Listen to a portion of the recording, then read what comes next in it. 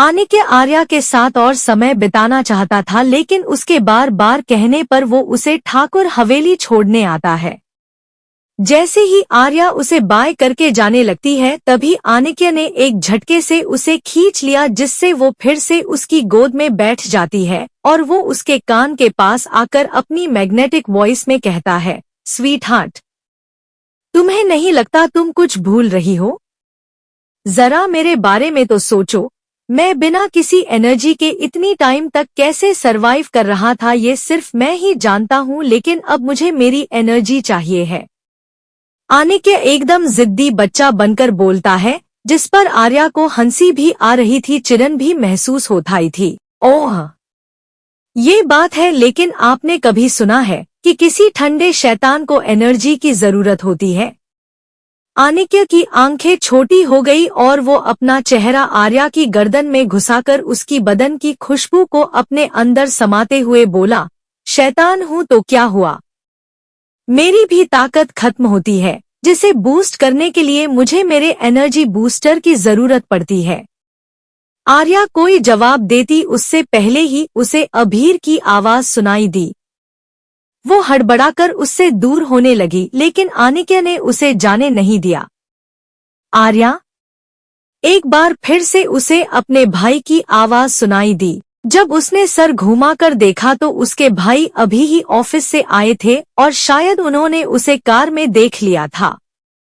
आनिक्य, छोड़ो, भाई यही आ रहे हैं, अगर उन्होंने हमें इस पोजीशन में देखा तो प्रॉब्लम हो जाएगी।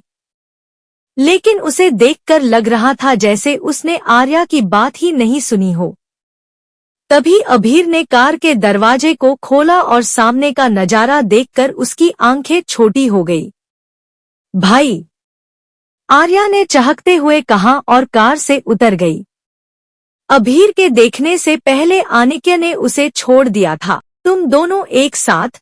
अभीर ने आनिक्य को घूरते हुए सवाल किया, जिस पर आर्या घबरा गई, लेकिन उसने हिम्मत करके कहा, भाई आप भूल गए कि वो मेरा बॉयफ्रेंड है और जल्दी ही हम सगाई भी करने वाले हैं। अभीर चौंक गया और अपनी बहन को गहराई से देखने लगा। उसे समझ नहीं आ रहा था अचानक से अब क्या हो गया। उसके कंफ्यूज देखकर आनिक्य अपनी सर्द आवाज में बोला, सगाई का मुहूर्त निकल चुका है, 2 दिन बाद ही हमारी सगाई होगी। अचानक से कही उसकी बात को सुनकर इस बार अभीर ही नहीं बल्कि आर्या भी शॉक हो गई। उन्हें उसी तरह शॉक में छोड़कर आनिक्य ने एक नजर आर्या को देखा, फिर आर्क को चलने का इशारा किया। उसके जाने के बाद दोनों होश में आए और एक दूसरे को देखने लगे। दूसरी तरफ कैंटीन से साची सीधा घर आ गई। वो अभी भी उसी हालत में थी, वो एक भी पल कॉलेज में नहीं रुकना चाहती थी। हर कोई उस पर हंस रहा था और उसका मजाक उड़ा रहा था। आज वो हुआ था जो कभी नहीं हुआ था। ड्राइविंग सीट पर बैठा ड्राइवर मुश्किल से अपनी सांस को रोककर कार चला रहा था। इतनी गंदी बदबू से उसका दम घुट रहा था। जल्दी से उसने कार को जायसवाल फैमिली के बंगलों के सामने कार रोकी। साची भी जल्दी से बाहर निकली। उसका ध्यान ड्राइवर पर नहीं था, वो अभी भी आर्या को गालियां देते हुए कोस रही थी। उसके अंदर बेइंतहा नफरत भर चुकी थी उसके लिए। वो जैसे ही अंदर आई, लिविंग रूम में काम कर रहे सभी सर्वेंट को एक तेज सड़ी हुई बदबू आई और उनके हाथ अपने आप अपनी नाक पर चले गए। उनमें से एक नौकरानी दूसरी से बोली, ये बदबू कहाँ से आ रही है? कहीं कुछ सड़ तो नहीं गया और हमने देखा नहीं है। अगर मालकिन को पता चल गया तो हमारी खैर नहीं। उसकी बात सुनकर सभी नौकरानी डर गई और चारों तरफ देखने लगी कि ये बदबू कहाँ से आ रही है। तभी उन्हें एहसास हुआ कि धीरे धीरे वो बदबू तेज हो गई। तभी एकदम से एक नौकरानी की नजर सामने से आ रही लड़की पर पड़ी और वो चीखी, आ! उसकी चीख को सुनकर लिविंग रूम में सोफे पर बैठे लोगों का ध्यान भी सामने चला गया। जो उन्होंने देखा उसे देखकर वो चौंक गए और शौक से उठकर खड़े हो गए। वही साची गुस्से से उस सर्वेंट को घूर रही थी, जो उसे देखकर चिल्लाई थी, वही पूरी फैमिली उसके पास आई लेकिन उन्हें दूर से ही बदबू आने लगी। साची, ये क्या हालत बना रखी है अपनी? अपनी नाक को ढकते हुए मिसेस जायसवाल ने पूछा। वही बाकी सब मुंह दबाकर हंसने लगे, जिससे साची का पारा हाई हो गया और उसने अपने बहन भाइयों को घूर कर देखा, फिर पैर पटककर अपने रूम की तरफ जाने लगी। सभी उसे उनकी तरफ आता देख जल्दी से हट गए और बदबू की वजह से उनका मुंह बन गया। साची उन्हें खुद को घिन से देखते हुए देखकर बहुत गुस्सा हुई, लेकिन उसने अपने अंदर के गुस्से को निगल लिया और तेज कदमों से भागते हुए अपने रूम की तरफ भाग गई। उसके जाने के बाद सभी ने गहरी सांस ली। तभी उस फैमिली की बड़ी साची और माया की दादी तेज आवाज में नौकरों को देखकर बोली, सभी फिर से सफाई करो और तब तक साफ करो जब तक ये बदबू आनी बंद नहीं हो जाती। अपनी बात कहने के बाद वो अपने कमरे में चली गई। उनके जाने के बाद मिसेस जायसवाल ने अपनी बगल में खड़ी अपनी देवरानी को देखा, जो अभी भी मुंह दबाए हंस रही थी। फिर उनके बच्चों को उनके घूरते ही सबने अपने मुंह पर हाथ रखकर हंसी को दबा लिया। मिसेस जायसवाल गुस्से से बोली, तुम लोग बस अपने परिवार पर हंसना जानते हो, इसलिए तो आज तक इस फैमिली के लिए कुछ नहीं कर पाए। जहां मेरी 2 बेटियां हैं, फिर भी उन्होंने हर बार अपने टैलेंट से इस फैमिली का नाम रोशन किया है, और तुम्हारे ये बच्चे एक लड़का होने के बाद भी कुछ हासिल नहीं कर पाया। इससे बस दांत निकलवा लो। अपनी भड़ास निकालने के बाद वो भी ऊपर साची के रूम की तरफ चली गई। वहीं अब हॉल में उस घर की छोटी बहू और उनके 2 बच्चे रह गए थे। मॉम, बड़ी माँ हमें हमेशा नीचा क्यों दिखाती है? अगर साची दी ऐसे घूमेगी तो हमें हंसी नहीं आएगी तो क्या आएगा? वो खुद को समझती क्या है? वो हर बार कैसे भूल जाती है कि इस फैमिली को रन करने वाले हमारे बड़े भाई हैं। फिर भी ये आपको सुनाना बंद नहीं करती। भाई को आने दो, मैं उन्हें इस बार सारी बातें बता दूंगा, एक लड़के ने गुस्से से कहा, जिसकी उम्र यही कोई 19 साल होगी। उसके बगल में उसकी जुड़वा बहन खड़ी थी, जिसकी आंखों में बेहद गुस्सा नजर आ रहा था। तभी वो लेडी बोली, नहीं आयुष, आप अपने भाई से कुछ मत कहना। वैसे भी इसका कोई फायदा नहीं है, वो मुझे अपनी माँ ही नहीं मानता और दीदी को ही अपना सब कुछ मानता है। जब बेटा भी अपना नहीं हुआ तो गैरों से क्या उम्मीद लगाना। उसे यही लगता है कि तुम्हारे डैड और मेरी वजह से उसका प्यार अधूरा रह गया, इसलिए वो शायद हमसे जिंदगी भर नफरत करेगा। अब तुम दोनों ही मेरा सहारा हो। मैं चाहती हूँ मेरा आयुष और आयुषी अच्छे से पढ़े और अपनी लाइफ में कुछ हासिल करे, जिससे मैं गर्व कर सकूं। उन्होंने प्यार से अपने दोनों बच्चों के सर को सहलाकर कहा और वहां से चली गई। आयुष ने उन्हें जाते हुए उदासी से देखा, फिर आयुषी से बोला, मॉम दिखाती नहीं है, लेकिन भाई का किसी और को माँ कहना उन्हें हर्ट करता है। अब से हमें मेहनत करनी होगी और अपने दम पर अपनी मॉम को इस घर में इज्जत दिलानी होगी। अगर हमारा भाई अंधा है तो हम कुछ नहीं कर सकते। आयुषी ने भी सर हिलाया और बोली, हाँ, अब हमें तैयारी करनी चाहिए, कल से फर्स्ट ईयर की क्लासेस लगना स्टार्ट हो जाएगी। अब हम बिल्कुल टाइम वेस्ट नहीं करेंगे। एक दूसरे से वादा करके वो भी अपने रूम की तरफ चले गए। वहीं साची के रूम में वो फ्रेश होकर आ चुकी थी और इस वक्त उसने एक वाइट कलर का बाथरोब पहना हुआ था। जब उसने अपनी रूम में चक्कर लगाती अपनी मॉम को देखा तो वो एकदम से उनके गले लग गई और रोने लगी। उसके आंसुओं को अपने कंधे पर फील करके मिसेस जायसवाल चौंक गई और वो उसकी पीठ सहलाते हुए बोली, व्हाट हैपन? मुझे बताओ, मॉम सब सही कर देगी। किसी ने आपको हर्ट किया?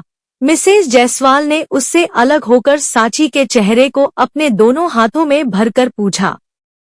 उनके पूछने पर उसके सामने वही सीन आ गए जो आज उसके साथ हुआ था और उस वक्त को याद करके आंखों में छाई नफरत बढ़ती ही जा रही थी। मॉम, आप सच में मेरी मदद करेगी? साची ने उम्मीद से उन्हें देखते हुए पूछा। हाँ मेरी बच्ची, मुझे बताओ क्या हुआ आज कॉलेज में, और तुम उस हालत में कैसे आई? वो परेशान होकर फिर से सवाल करती है।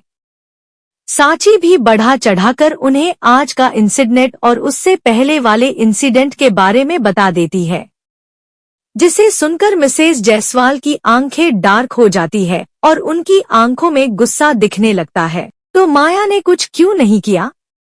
वो एकदम से पूछती है। मॉम, दी ने उसे धमकी दी थी, लेकिन वो उल्टा दी को धमकी देती है कि अगर बुली करने की बात आई तो सबसे पहले मैं ही फंसूंगी। आप तो दी को जानती ही हो, उन्हें अपनी रेपुटेशन कितनी प्यारी है, इसलिए वो पीछे हट गई और उस बात को वही छोड़ दिया। अब मिसेज जायसवाल थोड़ी शांत हो गई और गंभीरता से बोली, माया ने सही की कहा है। अगर वो लड़की इतनी कॉन्फिडेंट है तो सच में उसके पास तुम्हारे खिलाफ कोई सबूत होगा जिससे तुम ही फैंस जाओगी। इसलिए सामने से बदला लेने के बारे में भूल जाओ। नो मॉम, मैं अपनी इंसल्ट बिल्कुल नहीं भूल सकती। आज पूरे कॉलेज के सामने मेरा तमाशा बना और जिन पर मैं हंसती थी आज वो मुझ पर हंस रहे थे। ये मेरे लिए बहुत बड़ा अपमान है, इसलिए मैं उसे सबक सिखाना चाहती हूँ, वो भी ऐसा जो उसे हमेशा याद रहे। साची ने नफरत से अपने मन की बात कही। रिलैक्स, ऐसा नहीं है कि हम बदला नहीं लेंगे, बस तुम्हें सामने से नहीं छुपकर वार करना होगा जिससे किसी का भी शक तुम पर नहीं जाए। अब जाकर साची को अपनी मॉम की बात समझ आई थी, जिसके बदले में उसने बस सर हिला दिया और वो दोनों अपना प्लेन बनाने लगी। दूसरी तरफ आर्या अपने रूम में बैठी उसी वीडियो के बारे में सोच रही थी। उसने सिस्टम से कहा, क्या कोई रास्ता है जिससे मैं जल्दी से वहां पहुंच जाऊं? बॉस, आप अपने बड़े भाई से उनका प्राइवेट जेट उधार क्यों नहीं ले लेती, या फिर अपने उस शैतान बॉयफ्रेंड से? शट अप, तुम बेकार सिस्टम, अपना मुंह बंद करो और अपना दिमाग लगाओ। मेरे भाई और उनका वो शैतान दोस्त भले ही अब दुश्मन हो, लेकिन दोनों एक ही थाली एक चट्टे बट्टे हैं। जैसे ही उन्हें पता चला मेरे जाने के बारे में तो खुद साए की तरह मेरे पीछे लग जाएंगे। तो अब आप कैसे जाओगी बॉस? सिस्टम ने भी सोच विचार के सवाल किया। मैं कैसे भूल सकती हूँ, मेरे तीन भाई हैं और अगस्त्य भाई तो मेरे बारे में सब जानते हैं, उन्हें अपने साथ ले जाना हेल्पफुल होगा। आर्या ने एकदम से कहा, जिससे उसकी आंखों की चमक वापस लौट आई। वो जैसे ही अपने रूम से निकलकर अगस्त्य के रूम के बाहर पहुंची तभी उसे अंदर से चिल्लाने की आवाज आ गई। दरवाजा हल्का खुला हुआ था। जब आर्या अंदर गई तो उसने अगस्त्य को किसी को फोन पर चिल्लाते हुए देखा। वो हैरान थी कि उसके हमेशा शांत रहने वाले भाई ऐसे क्यों चिल्ला रहे हैं। ऐसा क्या हो गया जो उनका खुद पर से कंट्रोल लूज हो गया? भाई क्या हुआ? आर्या ने चिंता से पूछा। अगस्त्य ने फोन रखा और खुद को नॉर्मल करके बोला, कुछ नहीं गुड़िया, बस कुछ प्रॉब्लम आ रही है। कोई है जो मेरे नाम से नकली पेंटिंग्स बनाकर मार्केट में बेच रहा है, वो भी मेरे कॉपी किए हुए साइन के साथ। व्हाट? ऐसे तो आपका नाम खराब हो जाएगा, आर्या ने परेशान होकर कहा। मुझे इसकी फिक्र नहीं है कि मेरी इमेज खराब हो जाएगी, लेकिन वो नाम तुमने मुझे दिया था और उस पर मैं कभी आंच नहीं आने दूंगा, इसलिए मैं अभी मैक्सिको के लिए निकल रहा हूँ। वहां ही पेरी पेंटिंग की कॉपी सबसे ज्यादा बिक रही है। वहां जाकर मुझे एक्शन लेना होगा उनके खिलाफ। ठीक है भाई, आप जाओ, लेकिन अपना ख्याल रखना, कहीं ये कोई ट्रैप हुआ तो प्रॉब्लम हो सकती है। आप अल्फा सिक्योरिटीज से हिडन गार्ड्स को लेकर जाइए, आर्या ने कुछ सोचते हुए कहा। अगस्त्य ने उसे कंधे से पकड़ा और प्यार से बोला, कुछ नहीं होगा गुड़िया, मेरे पास मेरी सिक्योरिटी है, मुझे एक्स्ट्रा सिक्योरिटी की जरूरत नहीं है। आर्या ने उन्हें फोर्स नहीं किया। फिर वो अपने रूम में आ गई और उसने तुरंत आनिक्य को कॉल किया। वही आनिक्य मीटिंग रूम में था और ये प्रोजेक्ट उन्हें मिल गया था तभी उसका फोन रिंग करने लगा, जिससे पूरे मीटिंग रूम में सन्नाटा पसर गया। वहां सिर्फ फोन के बजने की आवाज गूंज रही थी। सब सांस रोके हेड चेयर पर बैठे शख्स को देख रहे थे। सबको चौंकाते हुए आनिक्य ने कॉल उठाया और अपनी सॉफ्ट वॉइस में बोला, हेलो। दूसरी तरफ से आर्या की आवाज आई, मिस्टर राणावत, मुझे आपसे एक हेल्प चाहिए थी। बोलो स्वीटहार्ट, तुम मुझे सीधा ऑर्डर दे सकती हो। इस बार आनिक्य ने बहुत प्यार से कहा। वहीं उसे इतनी सॉफ्टली बात करता देख वह मौजूद सभी बिजनेसमैन दंग रह गए और एक दूसरे को आश्चर्य से देखने लगे। आनिक्य ने जब उन्हें अपनी तरफ देखते हुए पाया तो उसका ऑरा फिर से सर्द हो गया और उसने मीटिंग रूम से बाहर जाने से पहले आर्क को इशारा किया। आर्क भी समझ गया और उसने हाँ में सर हिला दिया। मीटिंग रूम से बाहर जाते हुए उसने आर्या की बात सुनी जो कह रही थी, वो दरअसल भाई मेक्सिको जा रहे हैं अपने काम की वजह से। क्या आप उनकी सेफ्टी के लिए अपने अल्फा गार्ड्स को भेज सकते हो? मुझे अच्छी फीलिंग नहीं आ रही है। आनिक्य मुस्कुराया और बोला, बस इतनी सी बात। तुम इससे भी ज्यादा मांगती तो तुम्हारा आनिक्य कभी मना नहीं करता स्वीटहार्ट। जो भी मेरा है वो सब तुम्हारा भी है और सबसे ज्यादा मैं खुद। उसकी बात सुनकर आर्या के गाल लाल हो गए। आनिक्य का ये कहना कि वो उसका है, ये बात उसके दिल को छू गई। वो भी प्यार से बोली, मैं भी आपकी ही हूँ, बस कभी किसी भी वजह से मेरा भरोसा तोड़कर मत जाना।